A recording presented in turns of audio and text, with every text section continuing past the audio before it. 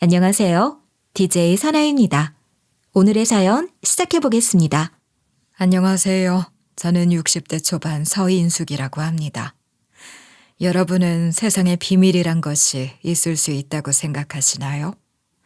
흔히 비밀은 없다고들 하지만 진짜 드러나지 않고 묻혀버린 이야기들은 그 존재조차도 알지 못하니 그렇게 묻혀버린 비밀이 없다고는 못할 겁니다. 그럼에도 불구하고 밝혀져야 할 비밀은 언젠가는 드러나게 되어 있다고 믿고 싶어요. 저 역시 그런 일을 겪었거든요.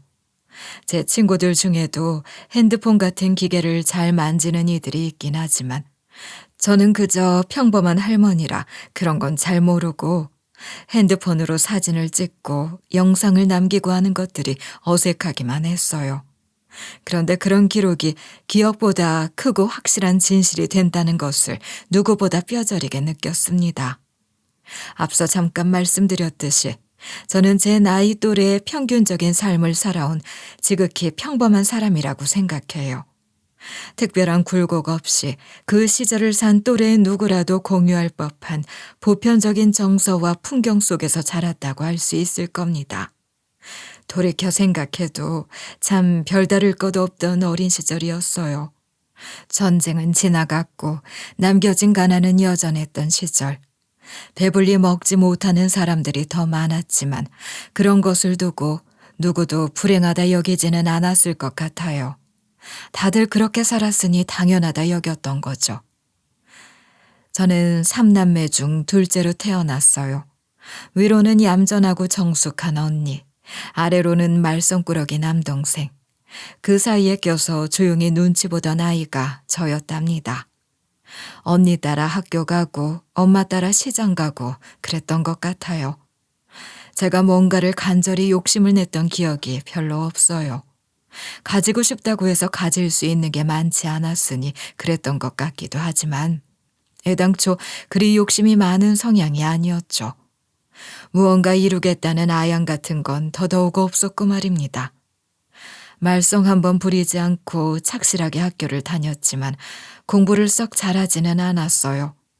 집에서 엄마가 양은 냄비에 찌개 끓이는 소리를 들으며 아궁이 앞에 쪼그려 숙제를 열심히 했던 기억은 있는데 공부를 잘해서 칭찬을 받거나 상을 받거나 했던 기억은 없거든요.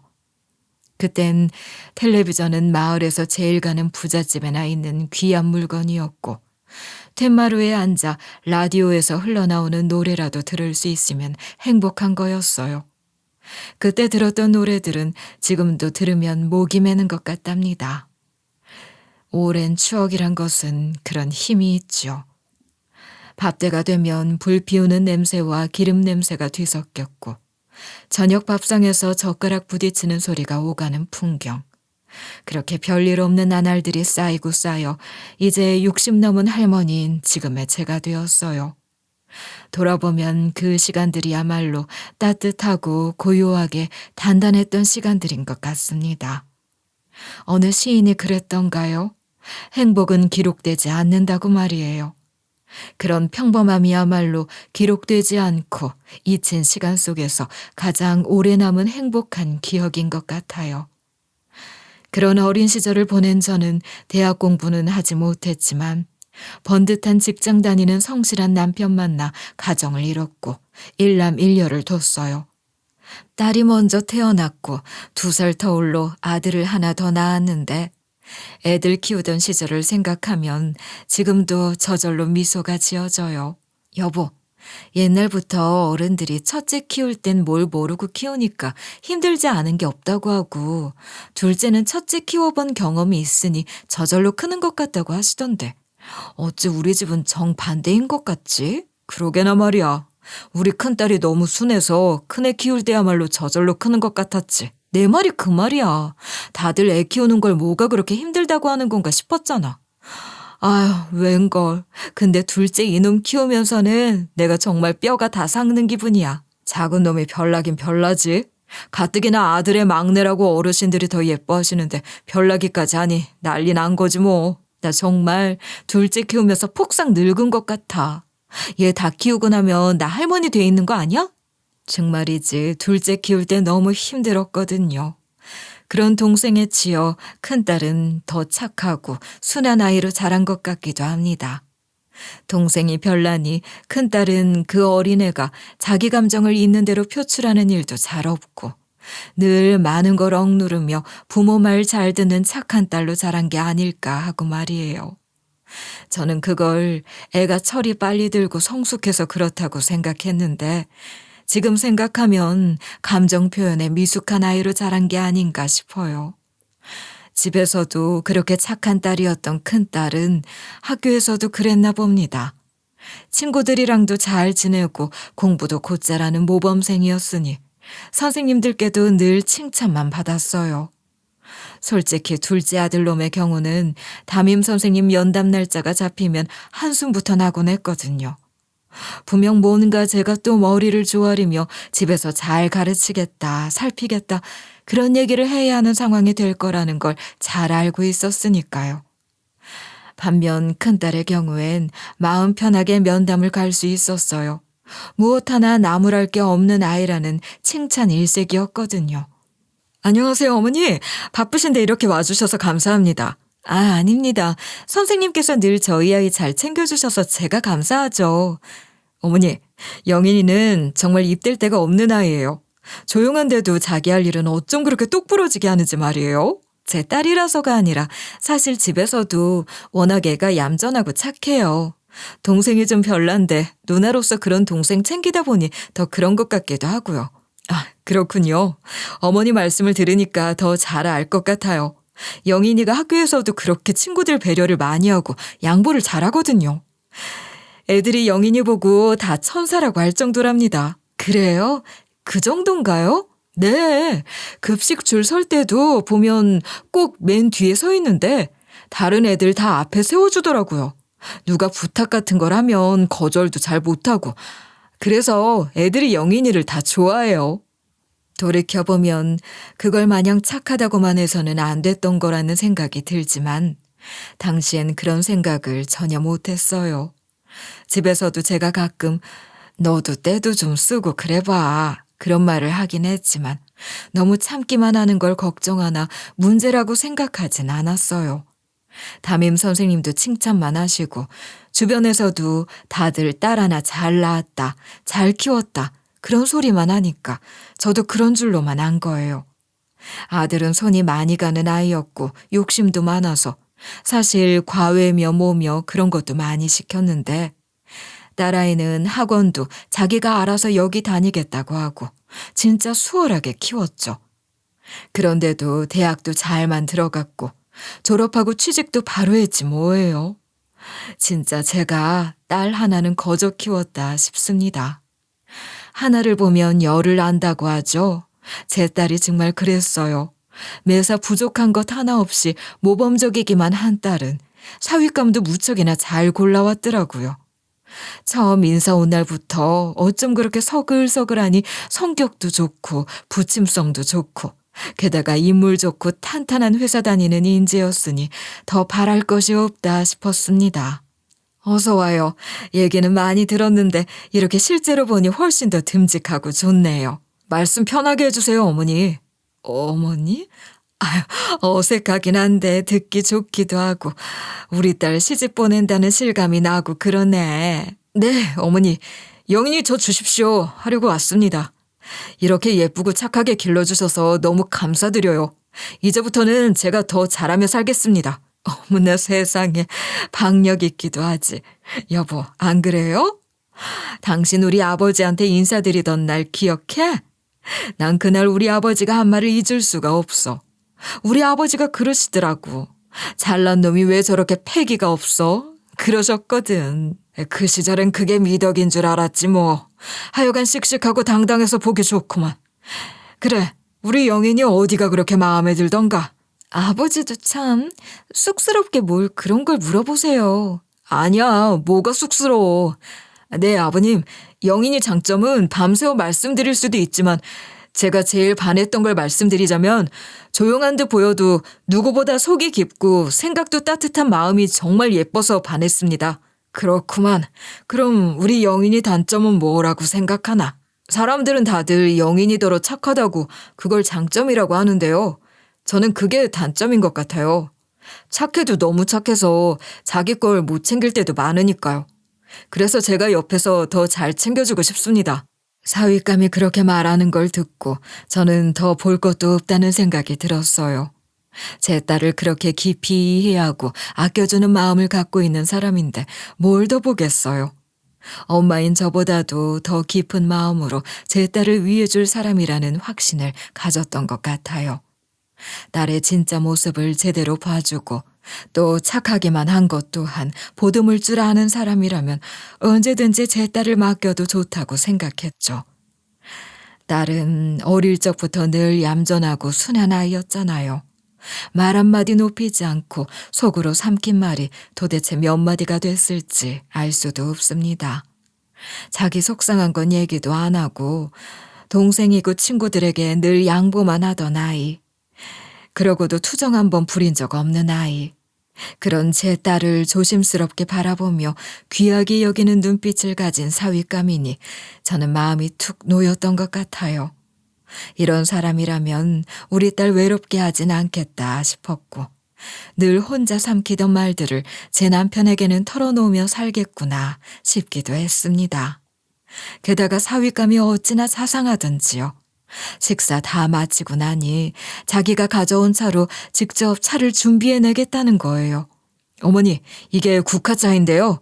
제가 최적의 온도로 잘 우려내 볼게요. 잠시만 기다려주세요. 어머 세상에, 온도계까지 가져온 거야? 세심하기도 하지. 이 사람이 원래 좀 이래요. 엄마도 차 드실 때 물 온도 잘 맞춰서 드셔보세요. 훨씬 좋더라고요. 맞아요, 어머니. 이게 하나도 어렵지도 않고 하다 보면 그리 번거로운 것도 아니거든요.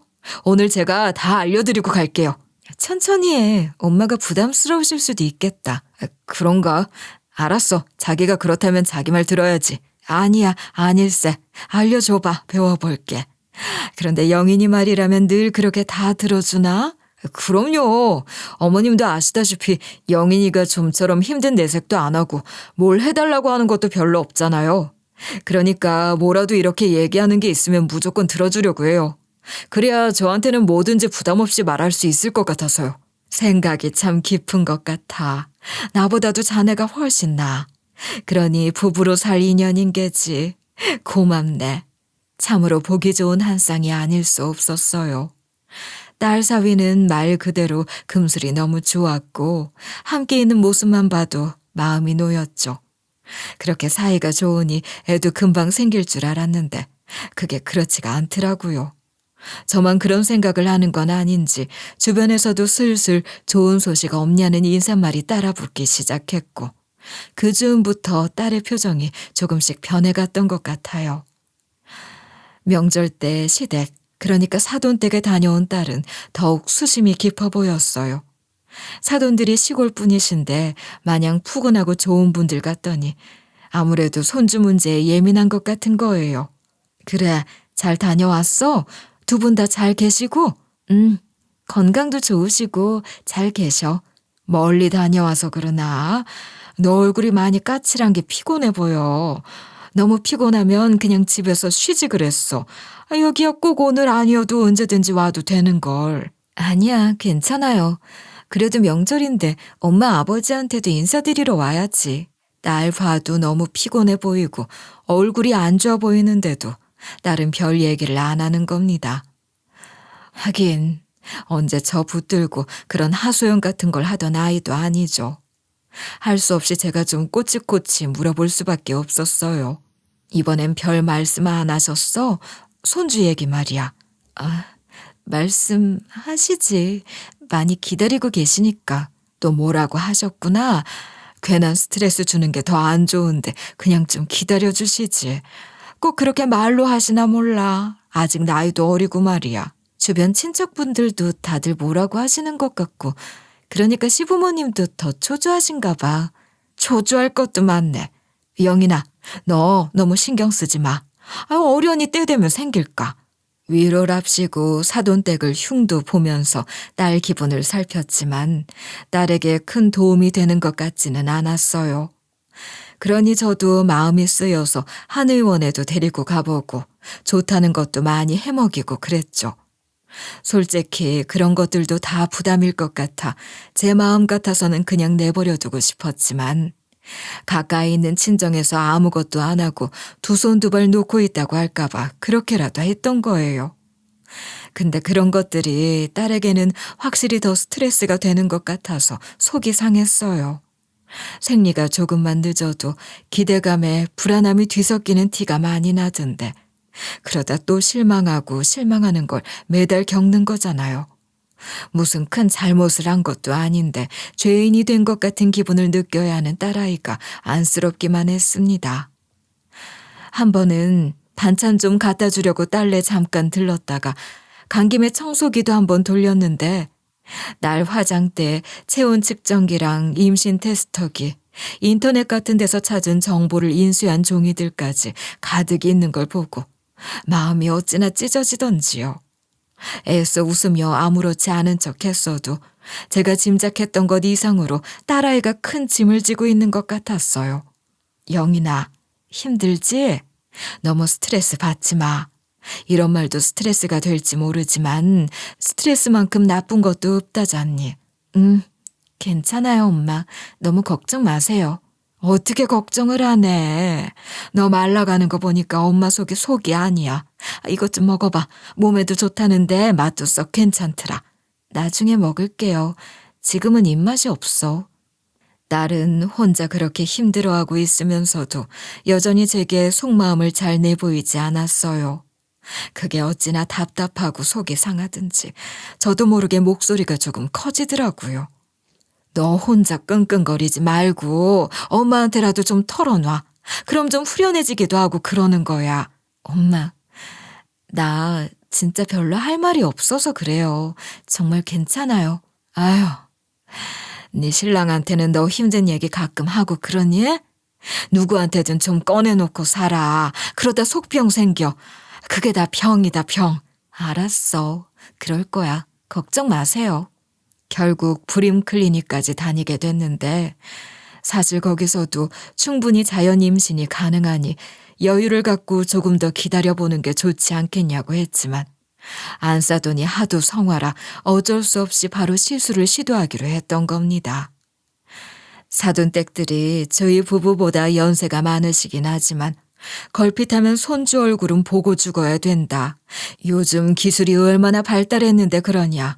그런 소리를 하셨으니 그렇게 할 수밖에 없었던 거예요.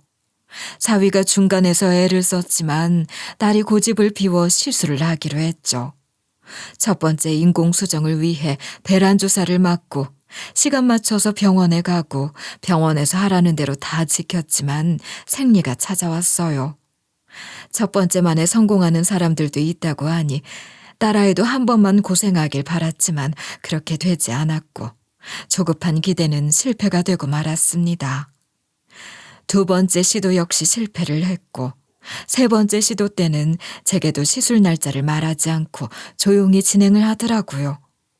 이번에도 안 되면 일단 여기까지만 하고 좀 쉬어가라고 말하려고 했는데 다행히 세 번째 만에 임신이 됐어요. 임신하기까지도 힘들었지만 임신 중에 딸은 더욱 조심했어요. 한 걸음 한 걸음 걷는 것도 조심해서 걸었고 입덧이 심한 걸 다 아는데도 힘들다는 말을 하지 않았고요. 손주가 태어나던 날에야 비로소 딸은 그간 참아왔던 감정을 터뜨리기라도 하는 듯이 무척이나 많이 울었어요. 손주를 얻기까지 딸아이가 얼마나 많은 눈물을 흘렸는지, 얼마나 많은 날을 버텼는지 누구보다 잘 알고 있었기에 저 또한 딸아이와 함께 울었습니다. 손주가 태어난 것은 그야말로 기쁨의 절정이었고 손주의 탄생과 함께 딸아이도 다시 태어난 듯 그렇게 완벽한 가정을 이루고 행복하게 잘 살 줄로만 알았죠. 그런데 기쁨은 그리 오래가지 않았어요. 몸조리 중인 딸은 날이 갈수록 말수가 줄어들더라고요. 처음엔 그저 몸이 힘들어서 그렇다고 생각했는데 그게 아닌 거예요. 하루 종일 아이를 안고 있으면서도 눈빛은 먼 곳을 보고 있었고 누군가 웃으며 말을 걸어도 그 웃음에 반응하지 못할 때가 많아졌어요. 손주가 유난히 예민해서 밤낮이 바뀐 탓에 잠도 부족하고 몸의 회복도 더딘 시기였으니 그 시기가 지나면 괜찮아지겠거니 했는데 나아지질 않더군요. 딸은 밥을 먹다 말고 멍하니 숟가락을 놓고 아이가 울면 안아주긴 하지만 얼굴에서 감정이란 것이 옅어지고 있는 것이 제 눈에 확연히 보였어요. 엄마, 내가 이 아이에게 좋은 엄마가 될 수 있을까? 그게 무슨 소리야. 넌 이미 좋은 엄마야. 영인아, 하고 싶은 말이 있으면 언제든지 엄마한테는 다 해도 돼. 알지? 네, 엄마. 고마워요. 어느 날 불쑥 그렇게 말하는 딸의 눈빛과 말투가 낯설고 아프게 가슴을 때리기도 했습니다. 딸은 출산 후 산후 우울증을 겪게 된 것 같았어요. 여러분도 이미 알고 계시듯이 제 딸은 늘 참기만 하고 속으로 사귀면서도 대부분의 일들을 잘 해내며 살아왔던 아이잖아요. 그런데 임신과 출산을 겪으며 자책을 많이 한 거예요. 여자 일생의 출산이라는 것이 참 엄청난 삶의 전환점이 되는 것도 맞고 말이에요. 딸이 그걸 겪으며 감정이 무너지기 시작한 것 같아요. 사위도 그런 딸의 모습을 보며 걱정이 말이 아니었죠. 자네도 요즘 힘들지? 잠도 부족할 테고 말이야. 아닙니다. 저야 뭐 어머님이랑 영인이가 고생이죠. 그런데 어머니, 영인이 계속 저렇게 둬도 되는 건지 모르겠어요. 산후 우울증이 확실한데 병원 가는 건 죽어도 싫다니 일단 조금 더 두고 보려고 해. 몸 회복이 더딜 시기라 더 그러기도 할 거야. 그래도 너무 걱정돼요. 영인이 혼자 너무 고생하는 것 같아서 마음도 아프고요. 게다가 수유도 잘 안 되고 있으니 그것 때문에도 더 예민해져 있는 것 같네. 나아질 거야. 그저께인가 밤에는 저한테 그러더라고요. 나는 왜 이렇게 못하는 게 맞냐고. 임신도 그렇게 힘들었는데 수유도 안 되고 스스로 너무 못났다는 생각이 든다고 말이에요. 그런 생각을 한다는 게 너무 속상했어요. 그런 말을 해? 그렇게까지 생각하고 있으니 점점 더 힘들어하는구나. 애가 통 말을 안 하니 나도 조금 더 세심하게 살필 테니 자네도 옆에서 잘 좀 다독여주게. 그래도 나보다 자네한테 더 편하게 얘기를 하는 것 같아. 네, 그러고 싶어요. 영인이가 얼른 이 터널에서 무사히 나오길 바라는 마음뿐입니다. 그래도 사위에게는 속 얘기를 좀 하긴 하는구나 싶어 다행이다 싶으면서도 딸이 하고 있는 생각들이 너무 안타까웠어요. 그럴 일이 아닌데 자책만 하고 있는 걸 어떻게 해줘야 하나 싶었지만 저로서는 할 수 있는 것들이 많지 않았어요. 딸은 계속해서 자책을 하며 생각에 꼬리물기를 하더니 결국은 행복하지 않다는 결론을 내어버린 것 같았고 사위 역시 계속해서 딸아이를 살피며 더 잘하려고 했지만 그럴수록 딸아이의 죄책감이 증폭되어 우울감은 더욱 심해지는 것 같았어요. 딸은 처음으로 진짜 자기 감정과 마주하게 됐지만 그 감정을 다루는 방법을 전혀 몰랐던 겁니다. 시간이 지나면 나아질 거라는 바람이 무색하게 아무런 차도 없이 시간만 흘렀고 그 사이 제 남편이 먼저 하늘로 떠나는 일이 있었고 딸은 병원에도 꾸준히 다니고 있었지만 눈에 띄게 달라지는 것이 없어 불안감만 더 커졌던 것 같아요. 그렇게 불안한 가운데 어느덧 손주가 6살이 됐고 딸은 그때까지도 복직은커녕 여전히 의욕 없는 삶을 꾸역꾸역 살아내고 있는 듯 보였습니다. 사위도 지친 모습이 역력했지만 그래도 노력하는 모습이 안쓰럽기까지 했어요. 제 딸이지만 와이프가 저러고 있는데 남편이 무슨 힘이 날까 싶은 거죠. 사위도 자식인데 그 모습이 어떻게 마음이 쓰이지 않을 수 있었겠습니까? 그러던 어느 날 사위도 결국은 큰 마음을 먹은 듯 절 찾아왔어요. 어머님, 정말 죄송합니다. 정말이지 잘해보려고 노력 많이 했는데 저도 더 이상은 무리라는 생각이 들었어요. 정말 죄송합니다. 그래, 무슨 말 하려는지 내가 다 알아. 그동안 자네 마음고생한 걸 내가 다 아는데 나한테 죄송할 것 없네. 끝까지 책임지지 못하고 이런 결정을 내리게 되어 정말 죄송합니다. 아무리 기다려도 나아질 거라는 희망이 보이지 않으니 저도 너무 힘들어요. 사위는 그렇게 이혼을 요구하고 나서며 양육권을 강력하게 원한다고 했어요. 솔직히 저는 사위가 손주를 더 잘 키울 수 있을 거라고 생각했기 때문에 사위한테 보내 사위 손에 크게 하면서 정해진 날짜에 데려와서 보면 되지 않나. 그게 더 나을지도 모르겠다는 생각을 안 한 게 아니지만 딸 생각은 다르더라고요. 엄마, 난 절대 그럴 수 없어. 내가 어떻게 해서 얻은 아들인데 안 돼요. 내가 키울 거야. 네가 지금 네 감정 다스리는 것도 힘들어 보이니 김서방이 그러고 나오는 것도 무리는 아니다. 일단 보냈다가 네가 조금 더 건강해진 다음에 데려오는 방법도 있어. 싫어요. 보내고 싶지 않아. 포기 못해요. 엄마가 도와주세요. 임신과 출산으로 그렇게 극심한 마음의 병을 얻었음에도 막상 애를 보내야 한다고 하니 딸은 절대 그럴 수 없다는 강경한 입장을 보이는 거예요. 힘들었던 만큼 자식에 대한 애착이 강렬한 것 같기도 했습니다. 딸 사위 양쪽 입장이 팽팽했으니 좀처럼 합의가 되지 않았는데 결국 딸이 위자료며 재산 분할, 양육비 등 모든 경제적 권리를 포기하는 조건으로 양육권을 갖기로 했어요. 상처뿐인 영광이랄까요? 적어도 저는 그렇게 느꼈던 것 같아요.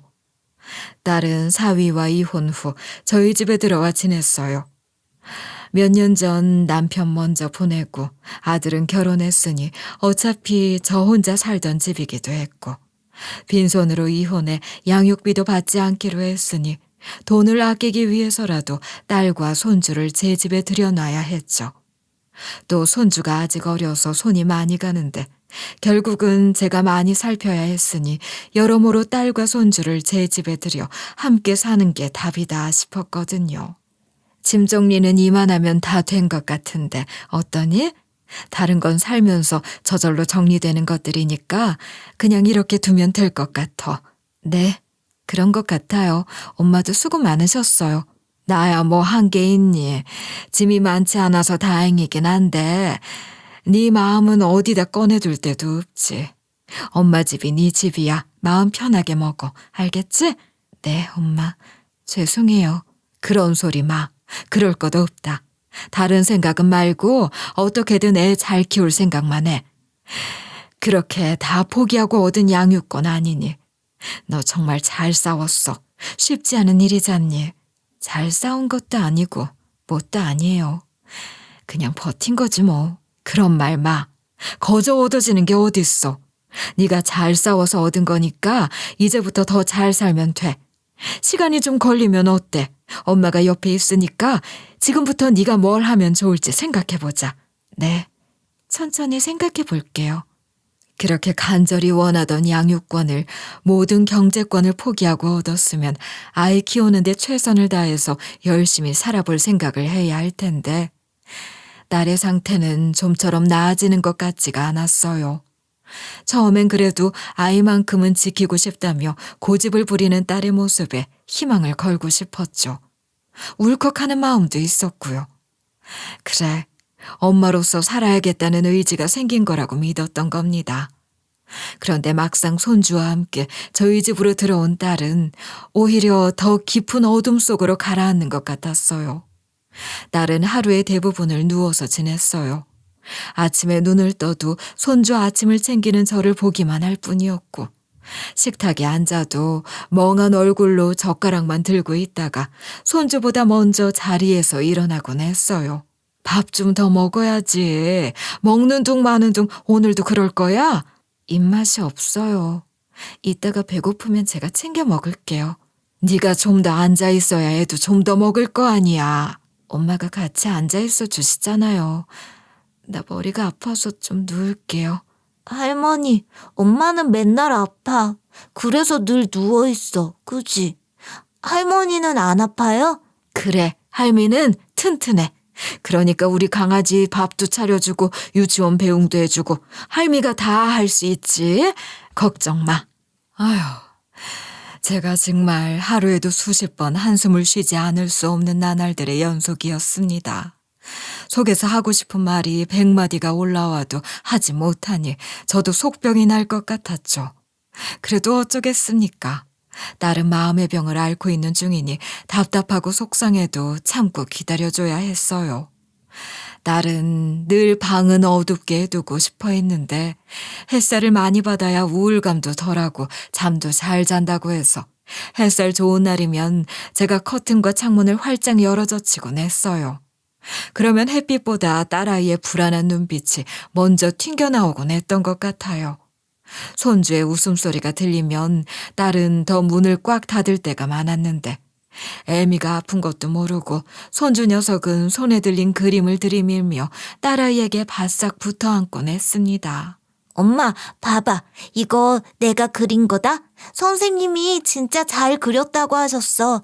지민이랑 주호도 내 그림이 제일 멋있대. 그래. 그게 다야? 엄마, 제대로 좀 봐봐. 여기 이건 돌고래고, 이건 엄마가 머리가 아프대. 그러니까 나가서 할미랑 놀까? 돌고래 옆에 있는 건 뭘까? 거북이인가? 한껏 신이 난 손주의 말에 응 하는 대답조차 시원하게 내뱉지 못하고 아이 얼굴을 제대로 보지도 못하는 딸아이를 두고 저는 그렇게 손주를 데리고 밖으로 나와야 했던 날이 더 많았어요. 하루는 한밤중에 딸이 안방으로 온 적이 있었는데 창백한 얼굴에 눈빛은 또렷한 듯 했지만 여전히 텅 비어있는 것 같았죠. 엄마, 애가 너무 예뻐서 그게 더 무서워. 그래, 엄마도 그럴 때가 있었어. 엄마들은 다 그런 거야. 너만 그런 게 아니니까 무섭다고 생각할 것도 없어. 그래? 엄마도 그랬어? 그렇지만 난 너무 무서워. 아마도 딸이 제게 순수한 자기 감정에 대해서 무언가 얘기를 한 것이 그때가 처음이 아니었나 싶어요. 그 말을 듣고 저는 가슴이 먹먹했죠. 그 어떤 말보다 무겁게 들렸던 것 같아요. 딸은 손주에 대한 사랑이 감당이 되지 않는 상태인 것 같았습니다. 그토록 지키고 싶어 했던 아이에게 마음이 가면서도 그 아이를 지켜내지 못할까봐 걱정하고 스스로를 부끄러워하는 것 같기도 했어요. 그래도 그렇게 자기 감정을 드러내어 말을 한 것을 저는 큰 변화라 생각했어요. 딸아이 담당 의사도 그렇게 말했거든요. 조금씩 차도를 보이는 것이라 생각하고 싶었던 것 같아요. 그러나 여전히 딸은 무기력했고 그런 딸을 보면서 손주도 점점 불만을 갖는 것 같더군요. 할머니, 우리 엄마는 왜 맨날 누워만 있어? 엄만 나 싫어해? 그런 말이 어딨어. 엄마가 우리 강아지를 얼마나 사랑하는데. 근데 왜 나랑 안 놀아줘? 다른 엄마들은 놀이터에도 와주는데 엄마는 한 번도 안 오잖아. 손주의 그 말들 하나하나가 제게는 다 송곳 같았어요. 저는 억지로 웃으며 손주의 손을 꼭 잡고 말했죠. 엄마는 그냥 좀 아픈 거야. 그래서 그런 거지 널 사랑하지 않는 게 아니야. 그럼 엄마는 언제 낫는 거야? 나으면 나랑 놀아주는 거야? 당연하지. 지난주에 엄마를 봐주시는 의사 선생님이 엄마 상태가 나아지고 있다고 했으니까 아마 금방 놀이터에도 갈 수 있을걸? 우리 애 조금만 더 기다려주자. 손주를 안심시키려 한 말만은 아니었어요. 저의 간절한 바람이기도 했고 실제로 조금씩 나아지고 있다고 보이기도 했으니까요. 그러나 저의 그런 바람은 끝내 이루어지지 못했습니다. 어느 날 아침 딸이 이혼하고 7개월 남짓됐던 그날 딸은 영원히 잠에서 깨어나지 않았거든요. 딸이 우울증 때문에 병원에 다닌 지가 벌써 몇 년째인데 먹던 약을 수면제를 비롯 여러 가지를 과량으로 먹은 게 문제가 됐다고 했어요. 딸이 의도적으로 그렇게 한 것인지 아니면 아무런 생각 없이 멍한 중에 일어난 사고인지는 알 수 없으나 어느 쪽이 됐든 억장이 무너지는 건 똑같은 일이었습니다. 너무나도 허망하고 억울했어요. 저나 손주에게 편지 한 장 남긴 것 없이 딸은 그렇게 떠나고 말았어요. 딸을 보낼 마음의 준비 같은 것이 전혀 되어 있지 않았지만 훌쩍 떠나버린 딸을 잘 보내주는 것 또한 애미인 제가 해야 할 일이었기에 장례를 잘 치렀어요. 전 사위는 딸 장례에도 오지 않더군요. 양육권을 주고 이혼하면서 아이도 안 보겠다고 했고 사실상 인연을 끊고 새 출발하겠다는 의지를 많이 보였기에 딸이 그렇게 됐을 때 제가 따로 연락을 하지는 않았지만 딸아이가 그렇게 된 걸 전 사위도 분명 들어서 알고 있을 텐데 연락도 없는 걸 보면 정말 인연을 끊을 생각인가 보다 했습니다. 사위 역시 양육권을 갖겠다고 그렇게 의지를 보였던 사람이니 딸이 그렇게 됐다고 하면 혹시 손주를 데려다 키우겠다고 하는 건 아닌지 그런 생각이 들기도 했었거든요. 그러나 그럴 생각이 전혀 없다는 걸 그렇게 확인할 수 있었죠. 결국 고아나 마찬가지가 된 손주는 제가 혼자 키우게 된 겁니다. 딸이 그렇게 되기 전부터 저희 집에 데리고 있으면서 제가 거의 돌보다시피 했지만 딸 죽고 그 어린 것 혼자 있는 걸 보니 마음이 너무 아팠어요. 손주도 가엾고 제 딸 인생도 참으로 슬펐죠. 내 딸이 어쩌다 이렇게 됐을까 그런 생각을 참 많이 했던 것 같아요. 그래도 어쩌겠습니까? 산 목숨은 살아야 하는 것이고 또 어린 것 돌보다 보니 그럭저럭 사라지는 것도 같았어요. 하루는 손주가 무슨 영상을 계속해서 보길래 뭔가 싶어서 보니 딸 모습이 있는 영상이더라고요. 딸이 쓰던 휴대폰을 번호 해지만 하고 기계는 손주 장난감처럼 쓰게 주었거든요. 그러니 딸 휴대폰에 있던 딸이 찍어둔 영상을 손주가 찾아서 보고 있었던 거였어요. 그 어린애가 기계 만지는 걸 보면 신기하기만 했죠. 이게 뭐야? 엄마랑 이런 걸 다 찍었었어? 이런 걸 다 어떻게 찾았어? 응, 엄마랑 나랑 카메라 놀이 했던 거야. 몇 번이나 했었어. 그랬구나. 이런 게 있는 줄 할머니는 몰랐네. 엄마가 숙제라고 했어. 병원 선생님이 내준 숙제. 딸 모습을 영상으로라도 보니 반가운 마음에 손주가 보고 있던 핸드폰 속 영상을 저도 같이 들여다봤는데 아이고 그 순간 저는 벌벌 떨리는 손을 부여잡고 경찰을 부를 수밖에 없었습니다. 손주가 보고 있던 영상은 딸이 직접 촬영한 영상으로 손주 말처럼 병원에서 내준 숙제 같은 게 맞아요. 딸의 우울증 치료를 위해 병원에서 영상 촬영이나 기록을 남겨보기를 권유했다는 걸 저도 알고 있었거든요. 행동 활성화 치료는 실제로 우울증 치료에 널리 쓰이는 심리치료 방법이라고도 하고 무기력한 환자에게 작고 의미 있는 활동을 스스로 실행하게 해 감정 회복을 유도하는 방식이라고 설명하며 마침 아이가 있으니 아이와 함께하는 일상을 영상 기록으로 남겨보라는 얘기를 하는 걸 저도 함께 들었는데 딸이 부담을 느낄까 봐 제가 따로 강요하진 않았어요. 제가 없을 때만 그런 영상을 찍은 것인지 저는 그렇게 찍어놓은 영상이 있는 줄도 몰랐는데 손주 말처럼 그런 영상 파일이 꽤 여러 개가 있더라고요. 그것들을 하나하나 보다가 저는 엄청난 진실을 마주하게 된 겁니다. 그 발단이 된 문제의 영상은 손주가 보고 있던 바로 그 영상이었어요. 영상 속에서 딸은 손주와 함께 블록놀이를 하며 이런저런 이야기를 나누고 있었는데 기차를 만들어 놓고 승객들 인형을 태우면서 딸이 손주에게 그러더군요. 엄마랑 우리 승우 이렇게 둘이 기차 탈까? 응, 엄마랑 둘이 좋아. 아빠는 같이 안 타지? 그래, 아빠는 이제 없어. 그래도 엄만 괜찮아. 우리 승우만 있으면 돼. 나도 괜찮아. 나도 엄마만 있으면 돼. 아빠는 다른 아줌마랑 있잖아. 그래, 맞아. 아빠는 다른 아줌마랑 있어. 우리는 아빠 필요 없어. 그치? 저는 그 얘기를 듣고 기함했는데 딸은 너무나도 평온한 얼굴로 아무렇지도 않다는 듯이 대꾸를 하는 겁니다. 사위가 딸을 감당하지 못해 이혼을 요구한 줄로만 알았는데 다른 여자가 생겨 이혼을 하자고 했던 것인가 싶고 딸은 그걸 다 알면서도 그냥 이혼을 해줬다는 것인지 순간적으로 머릿속이 말할 수 없이 혼란스러워졌고 어린 손주 붙들고 물어봤자 제가 원하는 답을 얻을 수 없을 것 같아 손주 손에 있던 딸 휴대폰을 빼서 무슨 단서라도 찾아보려고 했어요. 딸이 남겨놓은 영상을 보다가 불현듯 번호해지는 했지만 기계 자체는 초기화니 뭐니 그런 것 하지 않고 그대로 두었으니 깨톡 같은 것도 기존 대화 내용은 그대로 남아있지 않을까 하는 생각이 들었거든요. 앱을 삭제한 적도 없고 로그아웃을 하지도 않았으니 와이파이만으로도 대화 목록을 그대로 살펴볼 수가 있더라고요. 그리고 전 사위와 딸이 나눈 대화 내용들을 확인했습니다.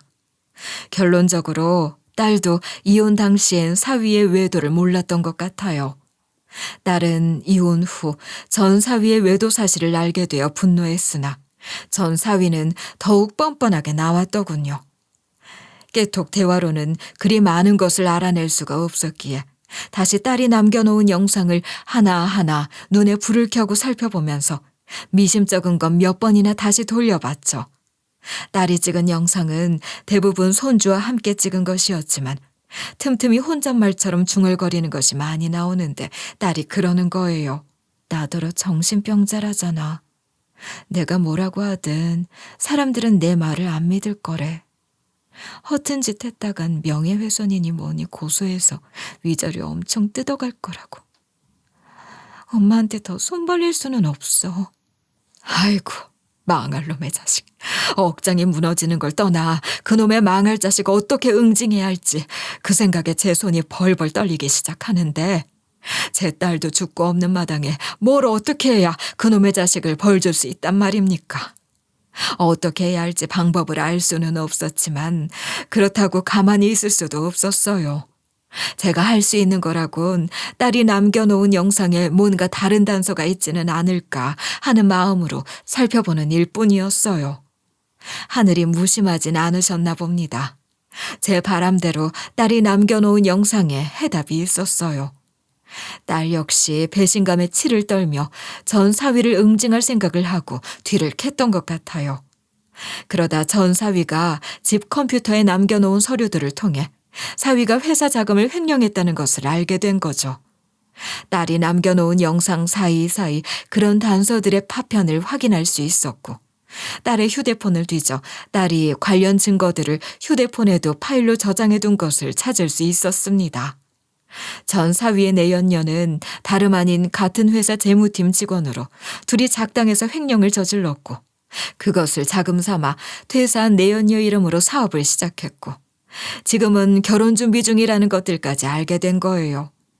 저는 그 증거들을 갖고 경찰에 신고를 한 겁니다. 제가 뭘 알아야죠. 아들에게 전화를 걸어 뭘 좀 물어보려고 해도 뭐가 그렇게 바쁜지 전화를 한 번에 받은 적이 없어요. 한시도 가만히 있을 수 없었던 저는 생각도 못해 경찰서로 달려갔죠. 여기요, 경찰 선생님들, 저 좀 도와주세요. 제 사위놈, 아니 전 사위놈 좀 처벌해 주세요. 어머니, 무슨 말씀인지 일단 진정하시고 이쪽으로 좀 앉으세요. 사위, 그러니까 전 사위가 무슨 죄를 지었는지 차분히 말씀하시면 저희가 도와드릴게요. 그 망할 놈이 아픈 내 딸을 두고 바람을 피운 걸로도 모자라. 아이고 내가 정말. 어머니, 그런 문제라면 형사처벌은 안 되는 걸로 법이 바뀌었어요. 민사로 전 사위나 상간녀에게 손해배상 청구를 하실 수는 있으신데 따님은 어디 계세요? 따님은 어디 계시냐니. 그 말을 들으니 경찰서까지 달려가기 전에 꾹꾹 눌러 참고 있었던 울분이 터진 것인지 걷잡을 수 없게 눈물이 흐르는 거예요. 체면이고 뭐고 제게 그런 게 어디 있겠습니까? 난생 처음 찾아간 경찰서에서 생전 처음 보는 경찰 선생님들 붙들고 통곡을 하고 말았어요. 우리나라 경찰 선생님들 정말 너무 친절하신 거 있죠. 두서없이 횡설수설하는 제 얘기 다 들어주시고 제가 진정할 때까지 기다려주시는 모습을 보면서 정말 감사했던 것 같아요. 그렇게 가까스로 진정하고 제가 해야 할 말들을 이어갔습니다. 제 딸은 얼마 전에 죽었어요. 제가 고발하려고 하는 건 그놈의 불륜이 아닙니다. 여기 이것 좀 보세요. 제 딸이 갖고 있었던 증거들이에요. 그놈이 간 크게도 회사 돈을 횡령한 것 같아요. 네? 횡령이요? 어디 제가 좀 봐도 될까요? 그럼요. 여기요. 여기 있는 이 파일들이 다 그런 증거들인 것 같아요. 사진으로 찍어놓은 것들도 있고요. 우선 이런 일은 저희가 바로 처리할 수 있는 건 아니고요. 해당 회사에 알려서 회사 법인 입장에서 고소를 진행해야 하는데요. 그러니까 회사가 피해자인 거잖아요. 아, 그래요? 제가 할 수는 없나요? 네. 어머님께서는 직접 고소인이 되실 수는 없어요. 그럼 어떻게 해야 하죠? 저 좀 도와주세요. 우선 회사 감사실이나 회장실로 제보를 넣어볼 수 있으세요. 제가 도와드릴게요. 너무 걱정 마세요. 그렇게 경찰 선생들의 도움을 받아 저는 제가 갖고 있는 모든 자료를 전 사위놈 회사에 넘겼고 전 사위놈과 그 내연녀는 업무상 횡령, 공동정범 등으로 고소를 당했다고 하더군요. 거기에 사문서 위조 등의 죄목까지 추가되어 실형을 받을 확률이 높다고 경찰 선생들이 알려주었어요. 그 말을 들어도 전혀 후련하지 않았지만 그렇게라도 벌을 줄 수 있게 된다니 그나마 다행이다 싶었습니다. 그렇게 한참 고소가 진행되던 중에 사위란 놈이 몇 번이나 제게 연락을 해왔지만 그 연락을 받을 이유가 없어서 받지 않았어요. 그랬더니 직접 집으로 찾아왔더라고요. 장모님, 어머님, 어떻게 이러실 수가 있습니까? 그런 걸 보셨으면 저한테 먼저 연락을 주셨어야지. 어떻게 그걸 회사에 넘기실 수가 있으세요? 그게 지금 나한테 할 말인가? 자네가, 아니 네가 내 딸한테 무슨 짓을 저질렀는데. 오해세요. 정말 오해입니다. 전 영인이랑 이혼하고 다른 여자를 만난 거예요. 그리고 이 일들도 다 그 여자 꿰매 넘어가서 생긴 일인데 저도 정말 억울해서 미칠 지경입니다. 그 가증스러운 얼굴을 여러분들도 보셨어야 아주 심한 욕을 해주실 텐데 말입니다. 저는 그 자식이 제 딸과 이혼하겠다고 했던 그 순간까지도 제 딸 못지않게 그놈 생각도 많이 했던 사람이잖아요. 오죽하면 저럴까. 사위도 제 인생 살아야지. 그런 생각을 하며 안타까운 마음으로 보냈던 것이고 그 후로도 늘 고맙고 미안한 마음을 갖고 살았어요.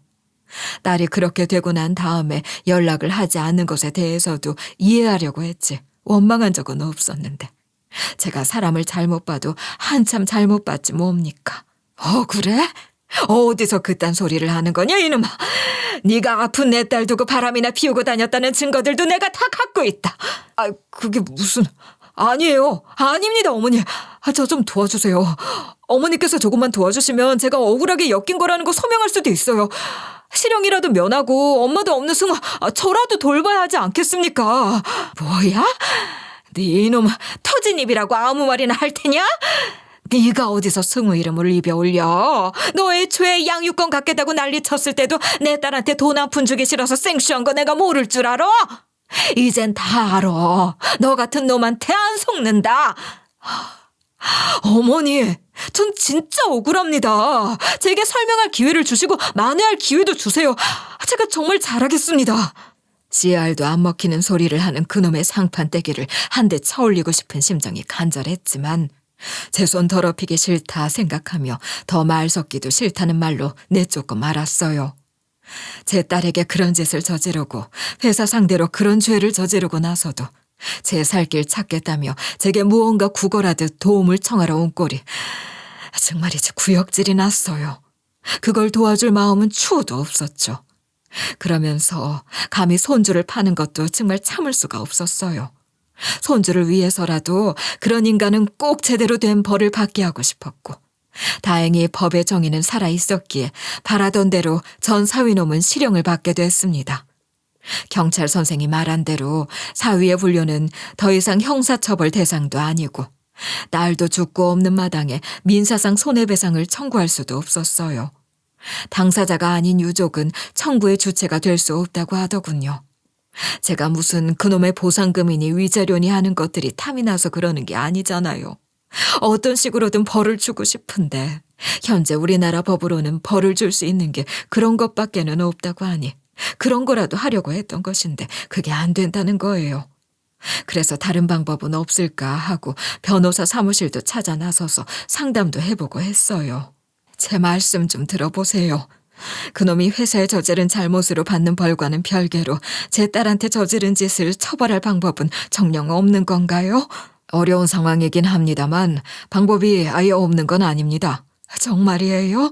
벌할 방법이 있나요? 제가 어떻게 하면 되죠? 말씀하신 대로라면 이혼하는 과정에서 자신의 불륜 사실을 철저히 숨기고 합의를 유도한 것이니 재산 분할 취소 또는 무효 소송을 할 수 있을 거예요. 그건 어떻게 아는 거죠? 법적으로 벌할 방법이 없다니 경제적으로라도 벌을 주고 싶어요. 네, 충분히 이해합니다. 사실 협의 이혼이라는 것이 당사자 간 자유 합의이기 때문에 이를 취소하려면 증거가 매우 중요해요. 그렇지만 한번 해보겠습니다. 변호사 양반이 나이가 꽤 지긋했는데 자기도 딸이 있다며 남의 일 같지 않다 하며 같이 화도 내주시면서 성심을 다해주시는 모습에 믿음이 생겼어요. 무엇보다 증거가 중요하다고 하니 가능한 한 많은 증거를 확보하기 위해 최선을 다했죠. 전 사위가 제 딸과 이혼하기 전부터 내연녀와 불륜 관계였음을 증명할 증거, 사위가 불륜을 고의로 은폐하고 딸의 유책으로 몰아간 정황에 대한 증거는 어렵지 않게 마련할 수 있었어요. 딸이 이미 상당 부분 증거를 만들어둔 상황이었고 이혼 당시 딸이 사위와 주고받은 메시지 내용만으로도 입증할 수 있는 것들이 적지 않았으니까요. 그러니 이혼 당시 합의된 내용이란 것이 딸이 심각한 착오를 한 상황에서 이루어진 것들이란 것을 충분히 입증할 수 있었던 거예요. 사위가 외도로 이혼을 원했으나 혼인 파탄의 책임을 숨기고 제 딸 잘못으로 몰아 경제적 이득을 모두 가져간 것이니 그것은 부당이득으로 간주할 수 있다는 거죠. 딸아이는 이미 떠나고 없지만 손주 명의로 일정 부분 재산 반환 청구 소송을 진행할 수 있었습니다.